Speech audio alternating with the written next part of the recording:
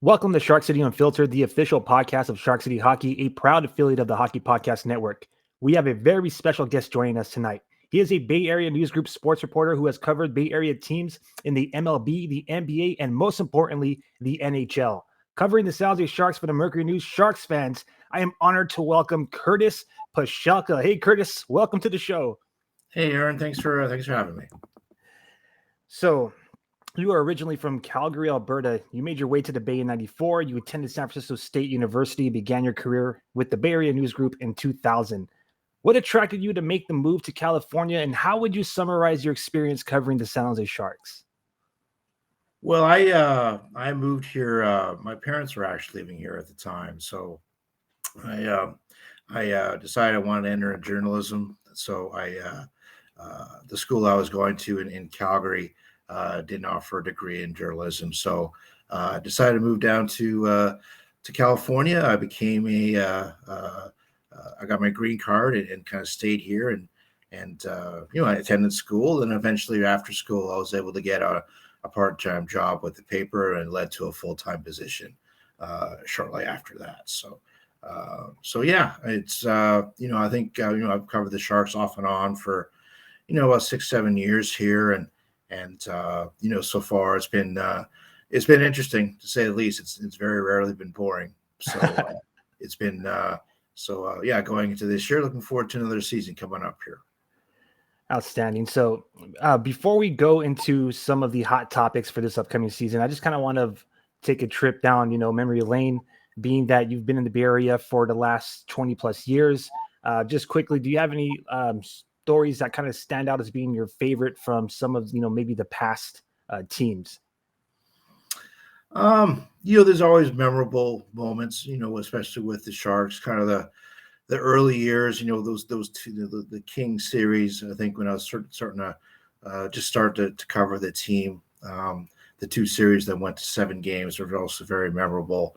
Covering that series, the two series against the Golden Knights in 18 and 19, both very memorable for different reasons, of course. But and obviously the Cup run in 16 was something I'll never forget, at least for the Sharks. And then obviously getting a chance to cover some other sports here and there too, it has been a lot of fun. But you certainly remember a lot of the Sharks moments over the past several years too. Thank you for sharing, Curtis. Let's kind of speed things up to this upcoming season here. It's been an eventful offseason for the San Jose Sharks. I think they had a very successful draft and made some solid moves via free agency and trades. Anthony Duclair will undoubtedly be the biggest transaction for the Sharks this summer in lieu of an EK65 trade. So what do you look forward to the most with Anthony Duclair becoming a member of the San Jose Sharks? Well, just kind of how he adapts to a new environment. I think he provides a lot of the things that the Sharks need right now, as far as some speed, some skill on the wing. So I think he's going to be a motivated player going into the last year of his contract, and kind of how he adapts to playing in the Western Conference here. Curious to see who he plays with, whether that's on Tomas Hertl's line or Logan Couture's line. I imagine he'll see some time with both centers. My guess is he'll start the year on Hertl's left wing, sort of taking over that Timo Meier spot that spot Timo Meier had that for a few years there. So kind of curious to see how that develops. And, if he has a good year, obviously that's going to be a payoff for the Sharks, because I generally think that, the Sharks will be in a seller's type position towards the trade deadline. And that, if Anthony Duclair has a good year, he can certainly get the Sharks a nice return, towards the trade deadline there. So a lot to look forward to as far as how he fits in with the Sharks and what kind of season he'll have. Yeah, I'm super excited to see him lace up with the Sharks. I'm kind of hoping that he has success and maybe has an extended stay here in San Jose. Another name that stands out this summer is Mackenzie Blackwood. What do you think the goaltender situation will be heading into the preseason? Are we looking at a potential goalie battle here? Are the Sharks still looking for their guy in the net, or is this just the Sharks giving Capo Kakinen someone to share the workload with in the upcoming season?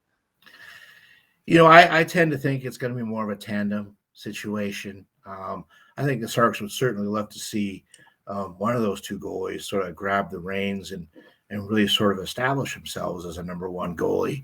Um, I think more realistic though is that both guys, a little bit like last year with Kaapo Kahkonen and James Reimer, will more or less share the workload. So it'll be interesting to see kind of how Mackenzie Blackwood does in San Jose. Obviously, a couple of tough years for him with New Jersey, a lot of injuries, maybe some up and down performances. So, from his perspective, I'm sure he's motivated to bounce back. And obviously, he got a 2-year contract from the Sharks. So, that's an indication that they believe that he can be a part of things maybe going forward. And so I think Mackenzie himself is motivated to have a bounce back year and help the Sharks sort of cut down on the amount of goals against they had this past season. It was a significant amount. And so we'll see how it all kind of plays out and how the Sharks play around him as well. Yeah, I'm really excited to see how the situation in the crease develops over the season. Obviously, E2 Makiniemi just inked a fresh deal, and then with Corona and Romanov, etc. The pipeline in the goaltender for the Sharks. It seems like anybody could really rise to the occasion and take that spot if they're given that opportunity. So I'm super excited to see how it all plays out by the end of the season. So let's talk about some of the more hotter topics here in Sharks territory. Erik Karlsson. It's the summer Erik Karlsson. It's just one of those things where his name's going to constantly be out there. So he's just, in my opinion, the only player with real question marks regarding his future. Where will he go? When will he go? And for how much? A lot of the rumors are being thrown around these days that the deal is kind of at a stalemate. So first, I'd like to ask, have you heard anything to lead you to believe that the Sharks are set on how much salary they're willing to retain in the Erik Karlsson deal that might be holding up the transaction? And do you think this move is being strategically stalled by other clubs to lower the Sharks' asking price?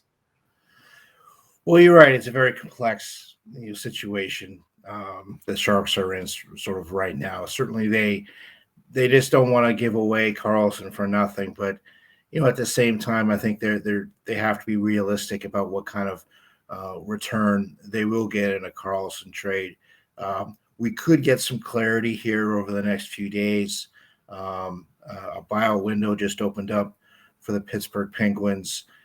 They could use that to buy out Mikael Granlund's contract, which right now he has 2 years left at $5 million each. That would save the Penguins, a fair amount of money, enough for them to sort of get under the cap right now. And so we'll see how that kind of transpires. Maybe that's something that could provide the impetus for a trade, and maybe that's something that the Penguins and Sharks have sort of been waiting on for something like that to take place. Other than that, if we go over the next 4 or 5 days and nothing really happens, and this definitely has the possibility, has the chance of sort of dragging on maybe until next month, because this is the time of year where a lot of executives like to take some time off and get some downtime between now and the start of camp, and you wonder how it's all going to sort of shake out over that time. I tend to think that the Sharks, I think they've said that, and I've heard people say too that Erik Karlsson doesn't want to play in San Jose ever again. Like, I've heard that from various reports. Right. And I don't know if I've heard Erik Karlsson say that specifically. I know he told the publication in Sweden, Expressen, that he doesn't see the Sharks playing with the Sharks for 4 more years, obviously the length of his contract. Mm-hmm. But I don't think I've heard him say he never wants to play for the Sharks again. And so I think there is a little bit of leeway there that he could come back to San Jose for the start of the year. let things play out. If he does get off to another good start, if we get to a situation at the trade deadline where there could be some interest in his services and the Sharks are out of the playoff picture, that could be another avenue towards a trade. Maybe even next year when there's more cap space. I believe the cap is supposed to rise to about $87.5 million. That would give some teams more breathing room in terms of acquiring a player like Karlsson. But we'll see. I think it's a good. I wouldn't say a good chance, but there is a better chance of something happening maybe in the next 4 or 5 days than there was over the last couple of weeks, where there was basically very little activity going on in terms of trade talk with Erik Karlsson and the Sharks. Right. And just to add some more context out there for the listeners and the viewers. So, a couple of weeks ago, Karlsson was overseas. He kind of made some indications that he doesn't intend on finishing his contract with the Sharks. It seems like it was in translation became like he doesn't want to be on the team anymore. I never heard him say that himself as well. Some of the teams that Karlsson himself confirmed to be talking to have since gone on to make other deals. Hurricanes signed Tony DeAngelo. Kraken signed Vince Dunn. The Penguins are currently over the salary cap with Drew O'Connor. You did mention the talk of buyout options in Pittsburgh, but even then, what does Mike Grier even get in return for the Pens, right? So bottom line, Karlsson has went public saying that, he doesn't see his contract playing out in San Jose. And I think the last question is, which team do you think now is really best suited for this deal to happen? And that's something we're all going to have to just wait to find out. So with that being said, you recently talked to Sharks head coach David Quinn about a Sharks team potentially without Erik Karlsson. Quinn said that he's looking forward to EK65 being a part of the defensive core. Should he be traded? He also mentioned that, the system isn't tailored to just one guy. So essentially adjustments would be minimal. So in your opinion, what does a Shark team without Erik Karlsson look like? And does it seem like the Sharks are really even anticipating he's not going to be on the roster in October? Well, I think from David Quinn's perspective, he has to anticipate that he will be here. I mean, that's the way that's what he said as far as, as far as what he's planning. Obviously, they're thinking about contingencies and what might happen between now and camp. We talked to him at development camp, about a month ago or so, where he made those comments about Erik Karlsson and his future. I think from his perspective, he has to say that, we expect Erik Karlsson to be a part of the Sharks, at least for the start of the season. And we'll kind of take it from there. I think stylistically without Erik Karlsson, just from my point of view, that it would kind of have to change how they kind of go about their business, because Erik Karlsson's a player. It's tough to put a value on what he brings to the team. And, he's a one-man breakout. He's a power play quarterback. He plays 26 minutes a game. He does so many different things for this team. It's hard to imagine that the Sharks just kind of go about, business as usual without a player like him in the lineup. They really don't have someone an offensive-minded defenseman on the roster, on the NHL roster, just who can do that. I'm sure they have high hopes for a player like Makamadulan and the defenseman they just picked up from Winnipeg a few weeks ago, Leon Wonky. He is an offensive type defense, but he's never played in a significant amount of time in the NHL, and Makamadulan is still sort of getting his feet wet in terms of North American professional hockey. So, when you look at the roster, it would have to be some sort of massive adjustment, I think, in tactics to for the Sharks to kind of go about their business without a player like him. I think you'd have to be a little bit more conservative on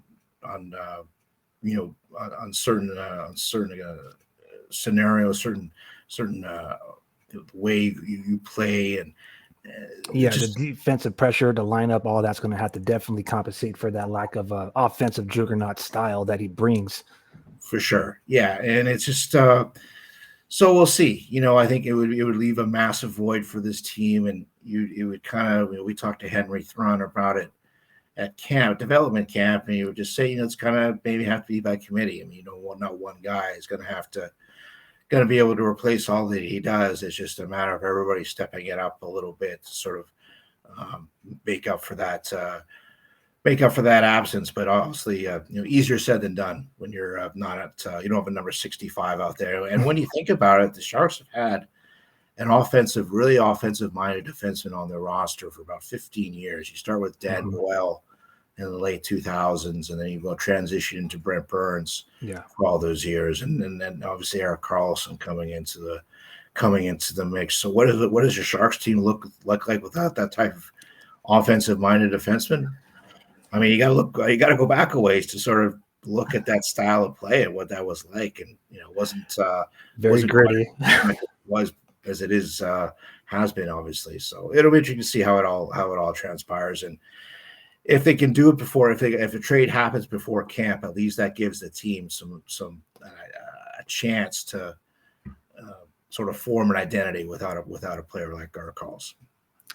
Yeah, that's an interesting point. It's been a long time since we haven't had somebody back there on the blue line to play essentially quarterback, and honestly, a lot of us seen this resurgence from Erik Karlsson when Brent Burns left. Should Erik Karlsson not be on the roster come October, I'm excited to see, how the rest of these Sharks players step up and rise to that occasion. Hey, Sharks territory. I would like to take a moment to remind you that tonight's show was brought to you by DraftKings Sportsbook. So we're going to pass on the puck for a quick word on their latest sports-related contest. New customers download the DraftKings Sportsbook app and use code THPN. Bet just $5 to score $150 in bonus bets instantly. That's code THPN only at DraftKings Sportsbook. Gambling problem? Call 1-800-GAMBLER. In Massachusetts, call 800-327-5050 or visit gamblinghelplinema.org. In New York, call 877-8-HOPE-NY or text HOPE-NY 467-369. In Kansas, call 1-800-522-4700. On behalf of Boot Hill Casino and Resort in West Virginia, gambling problem? Call 1-800-GAMBLER or visit www.1800gambler.net. All games regulated by the West Virginia Lottery. Please play responsibly. In partnership with Hollywood Casino at Charlestown Races, in Connecticut, help is available for problem gambling. Call 888-789-7777 or visit ccpg.org. 21 and over in most eligible states, but age varies by jurisdiction. See DraftKings.com/sportsbook for details and state-specific responsible gambling resources. Bonus bets expire 7 days after issuance. 1 boost per eligible game. Opting required. Max bet $50. 10+ leg required for 100% boost. Eligibility, wagering, and deposit restrictions apply.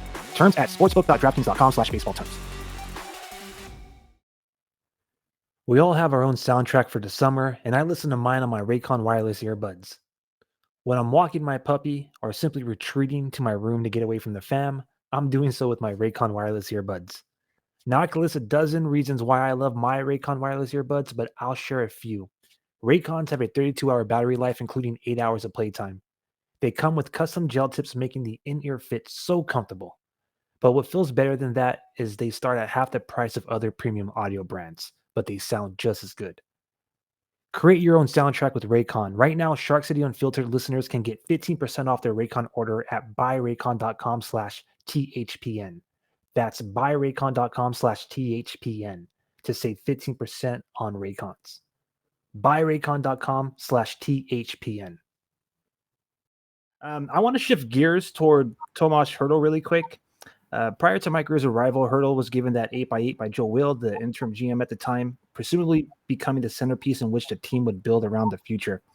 Does that still seem to be the plan with Mike Grier's Sharks? Well, it's a situation where I don't think he's looking to trade him or trade Tomas or trade Logan Couture. I think he looks at those guys as sort of being leaders on the team right now, sort of the tent poles that the Sharks have to build around in terms of their forward group. It's very hard you have a number one center or a top six center like Tomas Hertl and Logan Couture. Those guys are hard to replace, and so it's going to take time for a Will Smith to sort of come along and take along that mantle, for maybe even a William Eklund or a Philip Bistad to sort of take those reins. And so in the meantime, I think Mike Grier is looking at Tomas Hertl as being someone he wants to have a bounce back year this year. They've talked. I think Tomas Hertl knows that he has to be better this year. And just from an emotional standpoint too, I think you saw a lot, Tomas Hertl a lot last year, kind of get down on himself and wears disappointments on his sleeve. And I think the Sharks would like to see him more, try to be on a more of an even keel kind of thing, not so up and down, and be that sort of have that sort of show that example towards some of the younger players on the team. And if Tomas Hertl can have a bit of a bounce back year, you've got some other forwards on the team who could put the puck in the nets. I mean, that'll go a long way in sort of helping the Sharks at least be a bit better than they were this past season.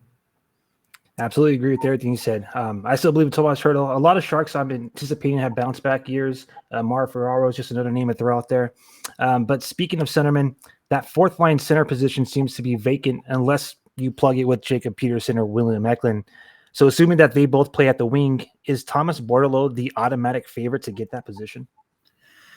I think he'll certainly be in the mix. My question is he really a prototypical fourth line center? I mean, I think Nico Sturm filled that role last year, but then sort of outgrew it and sort of became the third line center. I'm curious. I guess I'm curious what the expectation is for David Quinn for his fourth line center. What that role looks like. I don't think you can discount a Ryan Carpenter sort of maybe potentially giving competing for that role for the start of the season. That's a good point. And maybe keeping Bordeleau at the American League level for at least the first couple of months of the year. You mentioned Jacob Peterson. I think that's he was.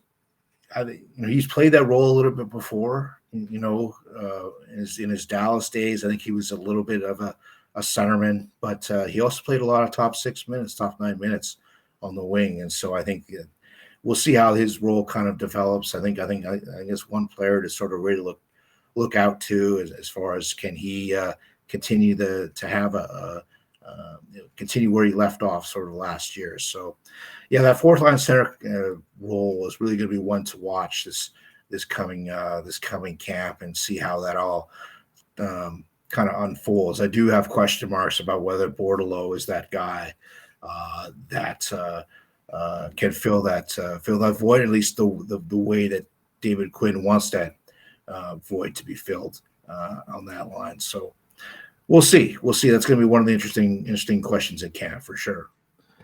Oh yeah, and hopefully we'll get to see these guys in action for the rookie face-off that's going down in Nevada in about a month. Curtis, I want to thank you again for being a guest on this show. At this time, I want to welcome you to plug any projects or platforms and share some final thoughts with Sharks fans, what we could look forward to, when it might be some of the big storylines to pay attention to throughout the season. Yeah, it's going to be, we're obviously going to be following the Karlsson situation here over the next few days, see how that plays out, see what Pittsburgh does, and if that has sort of a domino effect in terms of a trade between the Sharks and the Penguins. I tend to think that that's going to be the dominant storyline, but you've also got several other stories coming in. You mentioned the rookie faceoff coming up in Vegas. I think you want to sort of establish maybe a bit of a pecking order, sort of net. You mentioned the young goalies the Sharks have. I think they'd love to see Aatu Mäkiniemi sort of take that next step as far as establish himself as a number one goalie at the American League level, and potentially stepping into a full-time NHL role either by the end of this upcoming season or by the start of the 24-25 season. See what the other goalies have to offer. A big question mark with those guys, with guys like Corona and the Russian, I forget his name, but the Russian goalie, Georgi Romanov. Well, yeah, and kind of see how he adapts to North American ice this upcoming year. So kind of curious to see how that shakes out, and we'll see. There's going to be a lot of questions leading into camp, and so certainly we'll be ramping up our content, I guess you could say, at mercurynews.com and eastbaytimes.com. You can also follow me on Twitter at Curtis Pashelka. Is it not Twitter? Is it not Twitter anymore? Is it? Yeah. It's X. It's X. Yeah, still getting used to that. So Same. I'm just for right now. I'm just calling it the app formerly known as Twitter. that's a good. Yeah, that sounds good. That's a good plan, I think. So we'll see. We'll see if it all shakes out. Camp will be here before you know it for sure. Curtis, thank you so much for being on the show. I know you're a busy man, so at this point, we'll just conclude the episode. I invite you to be a guest throughout the season if you like and you have the time. Once again, Sharks fans, you could find Curtis Pashelka on the app formerly known as Twitter at Curtis Pashelka. And of course, you can read all of the San Jose Sharks coverage on the Mercury News. Have a great rest of your night, Curtis. Thank you so much again. Yeah, thanks for having me, Aaron. Appreciate it. And that wraps up the Friday edition of Shark City Unfiltered. Be sure to follow us on social media across the board at Shark City Hockey. Don't forget to like, follow, and subscribe. Every episode of this Shark City Unfiltered podcast can be enjoyed at sharkcityhockey.com. I'm Aaron James signing off. All right, Sharks fans, you have a great rest of your weekend.